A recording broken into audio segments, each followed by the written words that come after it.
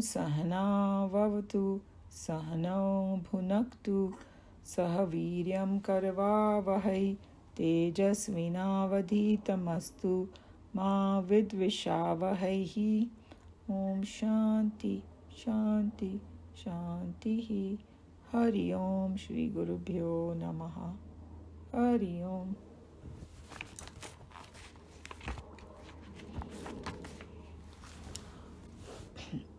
ओम शन्नो मित्र शं वरुणः शन्नो भवत्वर्यमा शन्न इंद्रो बृहस्पतिः शन्नो विष्णुरुक्रमः। नमो ब्रह्मणे नमस्ते वायो त्वमेव प्रत्यक्षं ब्रह्मासि त्वामेव प्रत्यक्षं ब्रह्म वदिष्यामि ऋतं वदिष्यामि सत्यं वदिष्यामि तन्मावतु तद्वक्तारम् अवतु अवतु माम् अवतु वक्तारम्। ओम शांति शांति शांति। So since there is not that much time, and this one very mega verse is coming, so I'll just summarize a little bit so that we know the context of this whole thing where we are. So we saw that how in this Upanishad they started with, hey, knower of Brahman becomes a Brahman. That was one of the main things that we were told. So knowledge will lead you to that oneness. And then another thing, very important thing, they said that the Brahman one has to realize in the cave of our own heart. Okay? And the one who attains Brahman gets a supreme bliss. And then in Bhagavad Gita also, Krishna Bhagwan and Arjun's conversation, Arjun was extremely depressed and upset, and he said that even if you give me तीनों लोगों का राज्य, that sadness that I feel is not going to go away. And Krishna Bhagwan smiled and said, I know the remedy. The remedy was Atma Gyan. So that's the only thing that was going to give us complete supreme bliss. And then we also told that from that Brahman, this whole world came into existence. And we saw that, the sequence, Akash, Vayu, Agni, Jal, Prithvi, and then he talked about Anna, and then all beings come from the Anna. And then we were learning about the 5 koshas, right? Then we have the 5 koshas were the Annamay kosha, Pranamay kosha, Manomay, Vijnanamay, and Anandamay. We saw all of them. And then how it said that each inner kosha is the Atma of the other one, or it controls that other one. It's a higher thing. And then we saw a little more detail about it. Annamay kosha is made up of Anna. Pranamay kosha is made of Pranas. Manomay is made up of... ideally, it should be all the Vedas ka jo gyan hai, mantras and all that. Vijnanamay is, understanding of those mantras in a deeper and the correct way is Vijnanamay, intellect. And the Anandmay, we saw recently that how Priya, Mod and Pramod, the different joys that we feel in this world. But these are different modification of that Anand. But then the main thing that we learned was that Anand is actually what we think is, because of my actions and my desire fulfillment, the Anand is coming. But the actual base of it, a Pratishta, or the source of it is that Brahman only. From there, all the Anand is coming. So that Anandmay kosha is the subtlest of all. And then if one abides in that source, that's when you abide in that Brahman. So that's what we saw, all these things. And then what he was trying to say, Swamiji, that this Brahman is it's a little bit difficult for us to grasp, okay? Because it is beyond our comprehension completely. It is very difficult. It's beyond so many. We know that by mind and intellect you cannot grasp it. Even though they gave these what you call definition in here, Satyam, Jnanam, Anantam, Brahma. But because it is so transcendental, you can say, that question might come in us, that does it really exist? Maybe it doesn't come anymore because we have already gone up to chapter 9 in Bhagavad Gita. But, think of yourself 10, 20 years ago and all that. This question always goes, is God really, what is God and all that? So that's what these students are going to experience, that, hey, is God really there? Because, it was Nikhilanandji was explaining this, that what we experience over here is two things we experience. We experience ourselves, we know that we exist, and we see this world. That's the two things, okay? But the Brahman is indicated, something beyond this. That's why we have a problem, So I don't know how to connect with it, and then the doubt comes, the existence of it. That's what it's saying.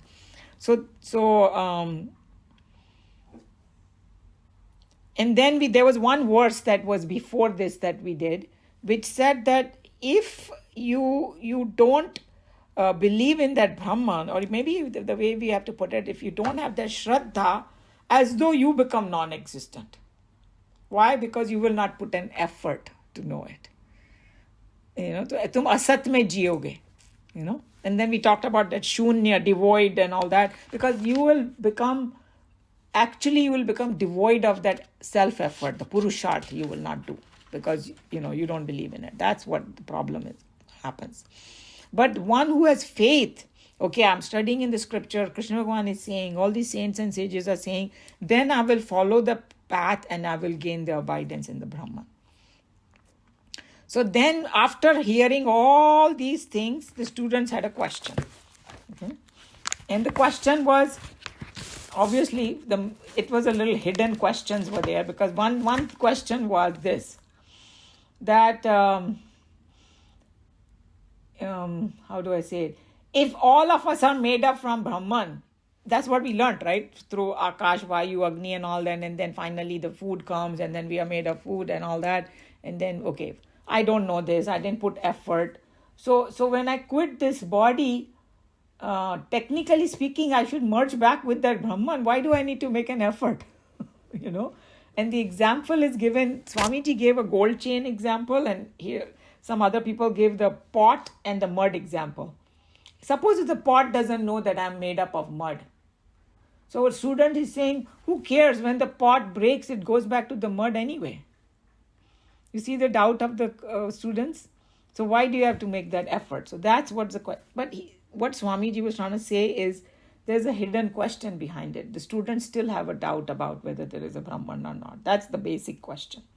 Okay? And then, this particular one, we are going to read that Swamiji's commentary. Where did it go? Yeah, here. This one said that there are two people, Vidwan and Avidwan. So, उनका क्या होता है मरने के बाद? जो लोग अविद्वान है, जो लोग ignorant है, do they merge with Brahman? Or they come back? और जो विद्वान होते हैं, do they merge with Brahman? And do they come back? So that's what those questions are. On the surface, it looks like one or two simple questions, but there are other hidden questions behind it. That's how. But this is always a subtle language is there, And then this is what Nikhilanandji said.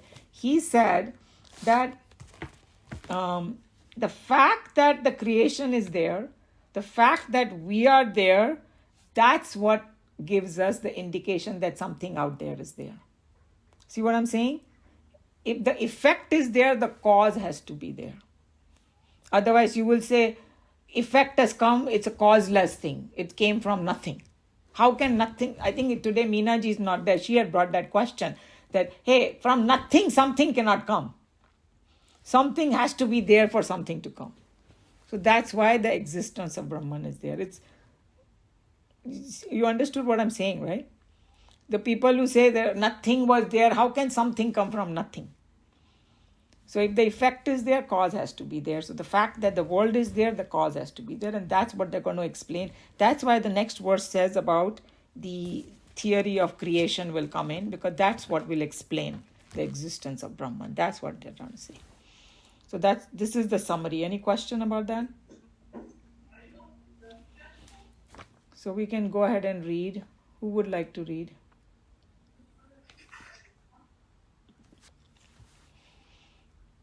If nobody's volunteering, then I will ask Anilji to read.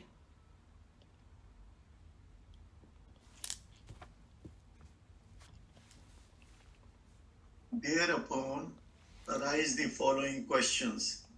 Does the ignorant leaving this world go there, or does the knower leaving this world obtain that?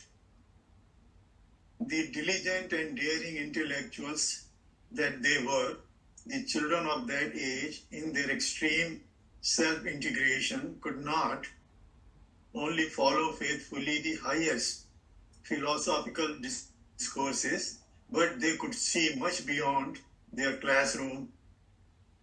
The impatient enthusiasm in these students, smoldering under courageous impatience, seems to take wings and voices forth these questions. The questions in their implications cover a greater field than the words themselves suggest in their superficial dictionary meanings. In the beginning, the teacher said that out of the reality defined as Satyam, Jnanam, Anantam, the entire world of plurality emerged under the propelling force of a desire. So here Swamiji is just saying that ये जो students थे ना, ये ordinary students नहीं थे, बड़े smart थे ये, you know, like within Ivy League material, you know, sitting over there and thinking even ahead of whatever. कभी-कभी कोई बच्चे लोग प्रश्न पूछते हैं ना, we are telling them a story and they want to know the end first. पहले बताओ मेरे को, but then we say no सुनो सब आंसर हो जाएगा, let me finish the story, right? We also do that. So that's something like that is happening. They are just jumping ahead a little bit, which is okay, you know. And then he's just going back to it that the teacher has said that this is Satyam, Jnanam, Anantam. And the way they had explained in this Upanishad is कि उसमें वो reality में ना थोड़ा हलचल हुई तो थोड़ा desire आई and then उसके वजह से ये world create हुआ. Something like that they had said. So these questions are coming in their head. Yeah. When a chain is made out of gold, whether the links in the chain know it or not, when it is melted, it cannot become anything other than gold itself. Similarly, the disciples ask, will not a human being, even when he does not know anything of the Atma, without any of this self-effort at ethical and moral living and continuous mental seeking and deep meditation, reach the supreme on living from the world of existence? This question in its implication raises a doubt as to what is the special benefit derived by the spiritual way of living and by following the traditional trainings of self-development, when every born creature would ultimately merge back to become its cause, which is the supreme. Here the question implies the futility of any conscious spiritual endeavor. So just like that example that I gave, that अगर हम लोग सब भगवान ही हैं और and में हम भगवान में ही मर्ज हो जाएंगे तो हम जरूरत क्या है सब खटपट करने की? That is what their question is. I think it's a pretty logical question, right? Yeah. So, yeah, it is. हमने भी नहीं सोचा था ऐसा question, but इन्होंने पूछ ही लिया. The other question is an antithesis of the earlier one. Does one who knows the reality reach the supreme experience after his departure from here? Together in their combination, both the questions indicate a doubt whether there is a reality or not, which is to be achieved by man through a conscious effort on his part. The full implication of the questions will be understood as we read more and more of the text. So sometimes what that reminds me, that when somebody has a doubt, तो वो जानबूझ के ऐसा question पूछेंगे ताकि वो जो वक्ता होएगा ना एकदम stump हो जाएगा. Like, but इनके जो गुरु थे वो भी कोई कम नहीं थे, हाँ? Because they know how to answer it. And then sometimes, even in Bhagavad Gita, Krishna Bhagavan has used that technique, and we have discussed it, that sometimes Arjun asked a question and he didn't answer yes or no. He started explaining, because there are certain things you cannot answer like yes and no. Even in the worldly thing, my husband, I don't know, for some reason he's not there right now, but sometime in science also, when they would ask him, because I hear this, they will ask him, "Are ye aisa hota hai ya waisa hota hai?" He's saying yes and no both. He will say, and then he will explain both the aspect. Okay, it's something like if somebody puts a stone on this table and says, "Is this moving or a non-moving thing?" What will most of us will say? What? एक पत्थर रख दो. Is it moving or non-moving? We will say it's non-moving, right? ऐसे पड़ा हुआ है बस. पर कोई साइंटिस्ट को पूछो तो वो बोलेगा everything is moving in there because every atom there is a हलचल going on. So क्या आंसर तो दोनों तरफ से हो गया. ऐसा ही कुछ है ये कि ये आंसर ना yes और no में नहीं दिया जा सकता. और many different aspects will have to be learned to get Brahman hai ya nahi. You know, contemplation this will be required, and theory of creation is like such a important thing that every religion also has it.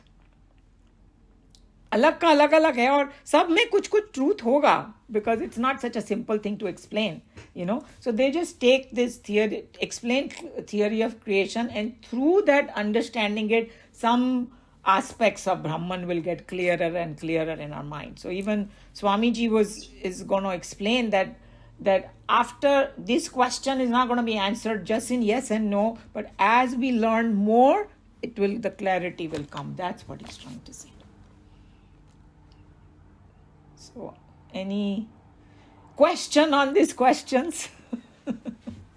That's a better way to put it, right? Maji, can you also say it all depends on Shraddha, and Shraddha happens slowly. It's not an overnight thing. True. So when it श्रद्धा का ये है कि हम लोग को श्रद्धा एक अंधविश्वास से अलग समझना पड़ेगा. Right? श्रद्धा यहाँ पर है कि भाई how do I explain that? Suppose somebody goes to an engineering college. He doesn't know anything about engineering, right? But he has a shraddha that my professor knows. He himself is an engineer, and by the time he teaches me everything, I will be capable of doing exactly what he does also. I can build a bridge, I can do all that.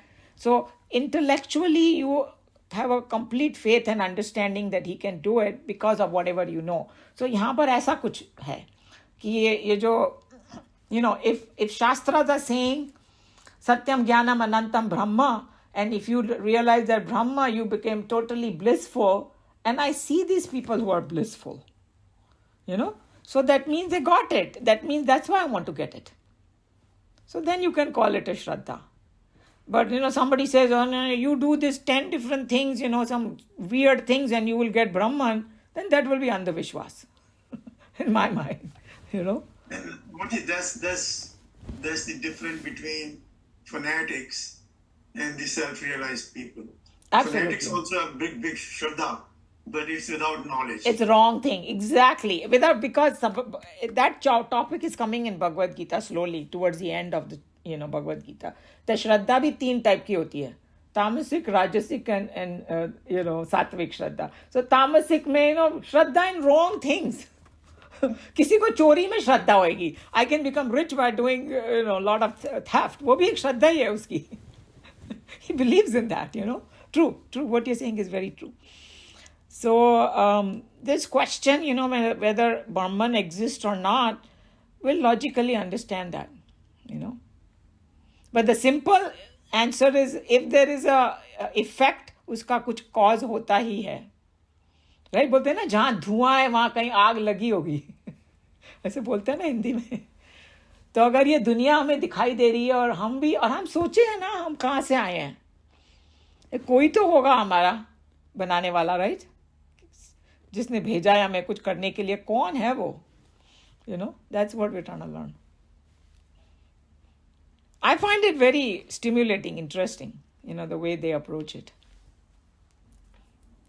But this is how you develop Shraddha, right? Because they tell you all these different questions and different people asking different questions.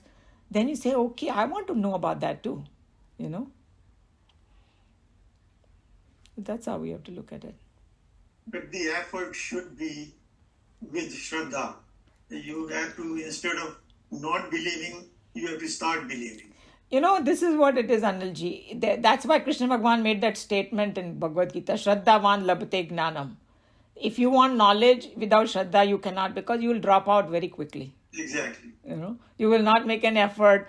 ऐ तो ऐਵੇਂ ही है करके छोड़ के भाग जाओगे तो फिर तो मिलने वाला ही नहीं है. और दूसरों का भी टाइम वेस्ट करोगे. Yes, right. So that's why there is sometimes, like they say that जो जैसे स्वामी जी के जो गुरु जी थे ना, तपोवन महाराज, वो he used to be in उत्तर काशी, और उनके ना इक्के दुक्के स्टूडेंट्स होते थे, ज़्यादा नहीं होते थे, बिकॉज सभी लोग भाग जाते थे. He was very strict in everything.